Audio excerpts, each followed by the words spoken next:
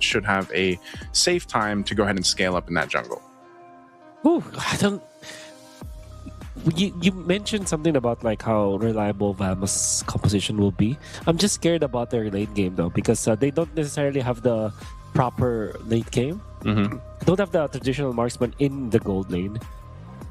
What they do have is a Kimi, so at least there will be some sort of late game insurance for Vamos. But I think overall it's not as dependable. But obviously their early game is pretty good. This Hellcurt will be a problem for the entirety of the game, I would say. Yeah. And the fact that they have chosen this export to go up against this Uranus gives them a way to actually win in the early stages of the game. Yeah, that's what I'm thinking here too, as we take a look at jumping into game one here. Part of it though too is like we've seen this, man. Like if there's pressure from this Hellcurt, as we're seeing already on Nanos, him alone, like even though he's a roam, you can scale up really quickly, and that's your damage, you know. And Yeah. even if they don't have that late game kind of guarantee or that insurance policy in a way, if this is one of those cases where it snowballs out of control because of this lineup, you're not even going to see the light of day of end game, right? Like the late game, if you're E7. So it's good that no one has died yet, because Zorn has been on the hunt. He might find Speedy here, but he is a Uranus, so he's going to be fine. But you know, that's the thing they got to watch out for. And E7's doing a great job. This is what I was saying. Until that level 4 is available for Rise Crim, then just take your time. You know, don't do anything too crazy. You don't have to. Mid lane, once again, still the focus here. Aizen under half health, but he'll get out. Still has time to go ahead and reset before this Turtles comes up. Oh. It's going to be a pretty standard early game for both teams. It's good enough for E7 to not have anyone die on their side. If they secure this crab, it will be great. Yep, that's the XP crab going in favor of E7. So yeah, this will be a super duper even draft, even turtle, I mean. However, if the Baksha is able to control this much faster, this will be easily bad for E7. Yeah, look at that. No contest. Again, nothing's really going to happen until level 4 comes online. Oh, Rise Crim, though. He gets petrified up there, but he still survives. He burned the flicker. But Aizen actually getting focused down. He gets killed in his side of the jungle. So a little miscomm there. Nanos trying to run away. Sizka doesn't have that final slash, but they'll come in cleaning it up anyway as Nanos falls. 2 on the board for Team Vamos. It's going to be a great rotation coming up from Error 404. I wonder how he knew that there will be an opening for him to take out Aizen. Maybe because he's found another opening in the mid lane. It'll be an exchange for Aizen, but Aizen has to back out. Good Dark Knight falls, and now he's being punished.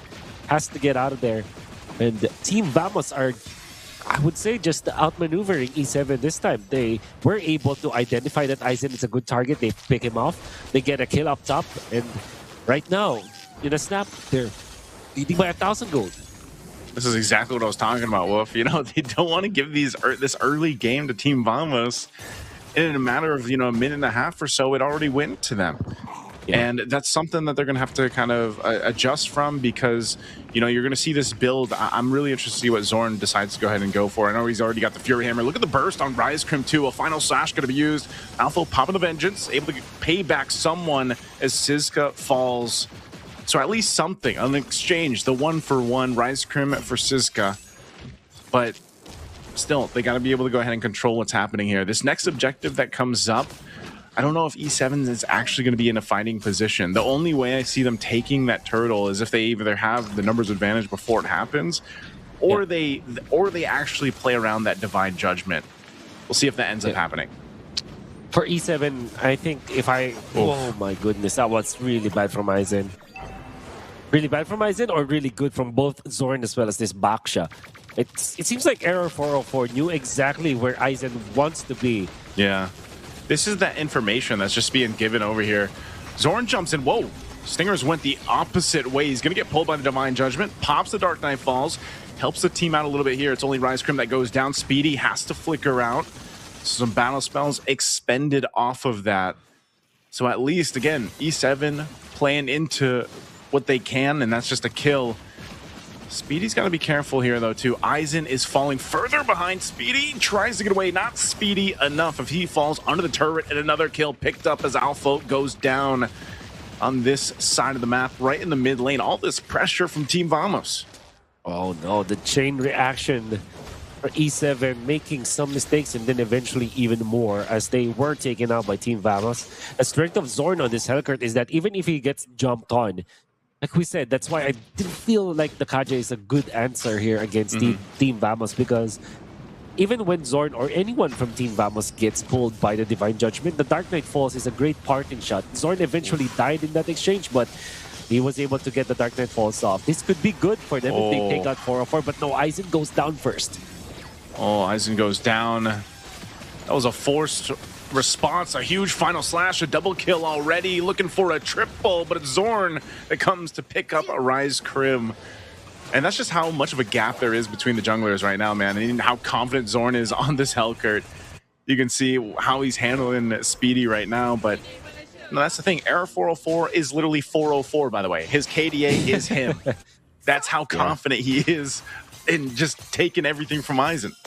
There was that time where he almost got picked up. There were 4 members of E7, but it wasn't enough against this Baksha that is so rich right now. Has the Radiant Armor. Of course, on top of the ultimate, you are very tanky as the Baksha. Even when they had the Lunox, E7 couldn't take out this Baksha in time, as Team Vamos was able to respond and turn it around. Up top, oh, what a final slash! Oh my goodness, Siska. Almost making something happen. Here comes the Team Vamos, making its way up top. They'll find Rise Crim. Good thing you had Nanos get out of there just in time. Zorn actually dies going for it. The turret falls, and they're going to go for Alpha. He pops. Okay, he's actually able to survive too. Aizen, though, dies by himself against Notco. Is that what happened in the mid lane? Aizen, I feel like, is just... his position in this game is just off. He's died multiple times, a lot of times solo. 0 and 4, all solo kills, so solo deaths. Jimmy, Team Vamos are collecting kills all over the map. We're able to shut down as well the Rise Crim. Could have been really good for E7, but they're not getting anything out of it, because what happens is that if they make a play from the left side of the map, the middle side of the map, they are getting killed. And E7 are not getting clean pickups against Team Vamos despite them having this Kaja. Because that should be the case, right? If you commit the Divine Judgment, you have to be sure that there will be no trade-off from your opponents. But instead, Aizen gets picked off, I mean, in the mid lane. And the entirety of E7 is getting picked apart right now. Even that damage from Zorn enough to bring Speedy to half those stingers here. They're still going to put some pressure on him. And Last Insanity is going to be used too. Speedy could be in trouble, has to burn the flicker just to make sure that he survives against that Last Insanity. So still, it's Team Vamos just getting these resources out. Arrow 404 has no care in the world. He can just stay on this side of the jungle if he wants to of E7. He's tanky enough, he's solid enough on this Baksha that he doesn't really have to worry about anything, and just lets kind of Zorn go havoc here. Let's take a look at the items on how things are falling into place, Wolf. Yeah. THS only the THS and the Fury Hammer for the Hellcart's already enough for them to take him out, and the Dominance Ice from the Kaja, it's not gonna be enough for sure. But when it comes to like the Baksha, as a lot of the important casual items, the Molten Essence, the Dreadnought Armor, it's gonna be enough, especially with the Radiant Armor on top of it. He is very tanky right now. Team Vamos, they only are leading by 4,000, but you're already feeling that it's like a massive, massive lead that they have built. Yeah, oof. Again, a flicker going to be used. They're going to fight under the turret. A Last Insanity, able to find multiple targets. And here comes Zorn on the back end. Getting a flicker out. They're going to clean up. Rise Crim still low, trying to get away. Zorn sees the kill in sight. They go all the way to the base turret, and they'll clean them up. It's a mega kill. It's a wipeout for Team Vamos, playing into the base of E7. And just like that, they'll go and get more turrets down. The Lord is up. A massive win for Team Vamos. Oh my goodness. They even collected a lot of farm to go with that. They haven't started the Lord yet, but now they will. That's Team Vamos. That's probably one of the cleanest dives I've ever seen. Like, nobody died on their side. Typically, when you go for reckless dive like that at 9 minutes, you get punished. But Team Vamos are just too clean with it.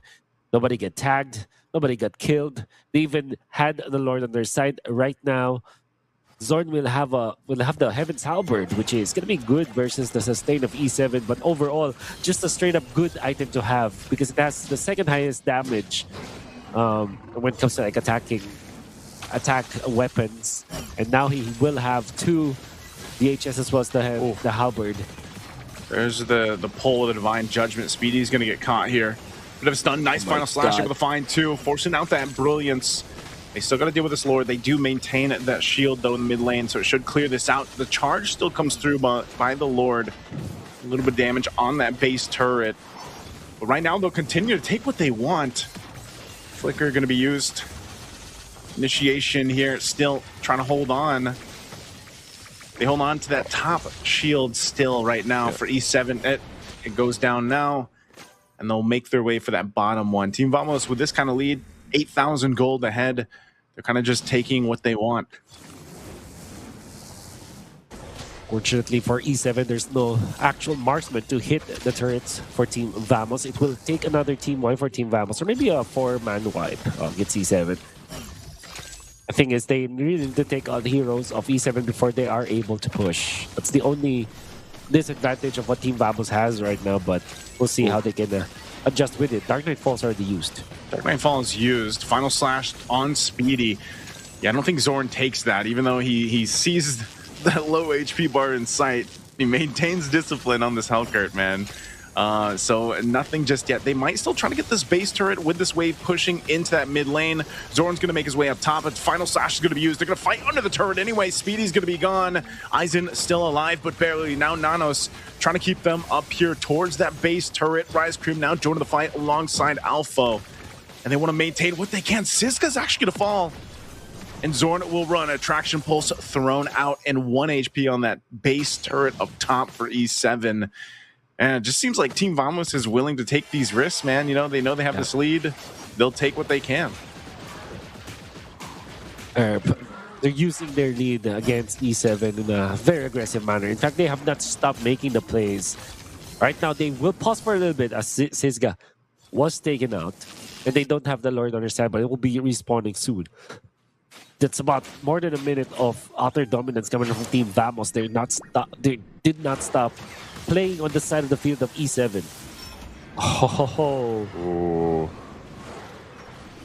What's going to happen here? They're going to actually be able to cut them off. They split them up. Aizen deleted.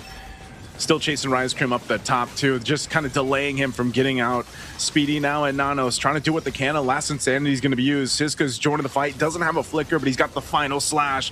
He might be able to jump in, cause something, and it gets the stun with the Vengeance. And now final slash is going to whiff, though. It's going to miss. That cannon minion's going to go down, but they still have the waves pushing in on all fronts with just 2 members of E7 left alive. The base is going to be worked on. They're trying to go for Speedy, but he heals back up.